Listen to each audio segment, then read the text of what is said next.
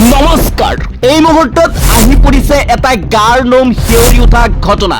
বিলাসী বাহন চুৰি কৰি আৰক্ষীৰ জালত সুন্দৰী যুৱতী গুৱাহাটীৰ মাছমজিয়াৰ পৰা সুন্দৰী যুৱতীয়ে কিদৰে কৰিলে বিলাসী গাড়ী চুৰি ষ্টাইল জানিলে চকু কপালত উঠিব আপোনাৰ গুৱাহাটীত গাড়ী চুৰি কৰি গ্ৰেপ্তাৰ হ'ল মণিপুৰৰ 3 যুৱতী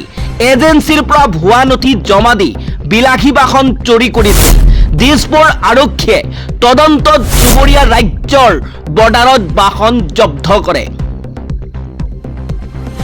অপৰাধৰ ৰাজ্যভূমি হৈ পৰিছে নেকি মহানগৰ গুৱাহাটীত এটাৰ পিছত আন এটা চাঞ্চল্যকৰ ঘটনা এবাৰ গুৱাহাটীত গাড়ী চুৰি কৰি গ্ৰেপ্তাৰ হ'ল সুন্দৰী যুৱতী গাড়ী চুৰ কৰাৰ অভিযোগত গ্ৰেপ্তাৰ হ'ল 3 মণিপুৰৰ যুৱতী গুৱাহাটীৰ পৰা মণিপুৰৰ যুৱতীয়ে কিদৰে চুৰি কৰিছিল বিলাসী বাহন ঘটনাৰ বিৱৰণী শুনিলে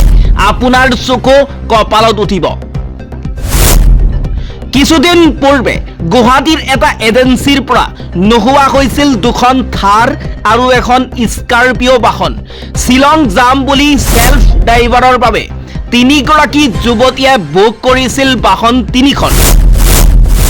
কিন্তু তাৰ পিছতে হলনি হল সকলো শিলঙৰ পৰিৱৰ্তে যুৱতী 3 গৰাকীয়ে বাহন কেইখন লৈ